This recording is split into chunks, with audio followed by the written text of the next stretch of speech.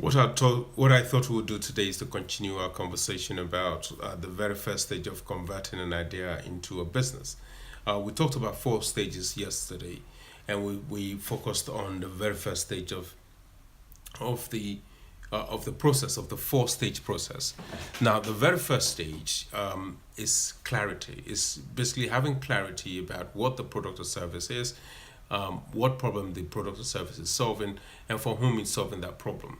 So we talked generally about the product, the problem that the product is solving.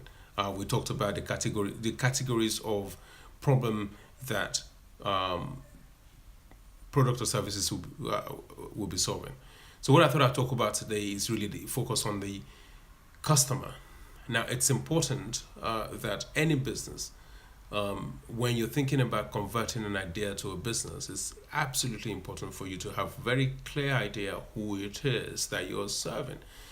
You design this product, it's important that you have a particular profile in mind. So if your business is to a business customer, for instance, you need to know what sort of business, what size of business, what sort of operation they have, how your business fits into that operation. You need to have a very clear idea about the processes that you would really want to engage in with this business.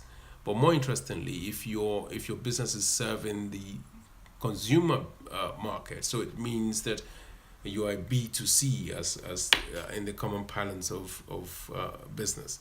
So you need to be able to define who this customer is, the gender, the income bracket, the ethnicity, the location, the lifestyle, because all of this have impact on the setup of your operation, how you serve, how you present, how you engage with a high-end customer is very, very different from how you would engage with sort of like a low-income customer.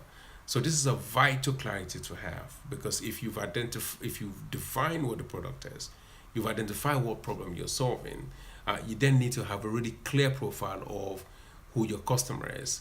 Now, in identify this one customer, it doesn't mean you can't serve the high-end customer. You can to serve a profile slightly greater than your typical customer, or a profile slightly lower than your typical customer. But what is important, you have to have in your mind who your typical client is, who your typical profile, who your typical customer is.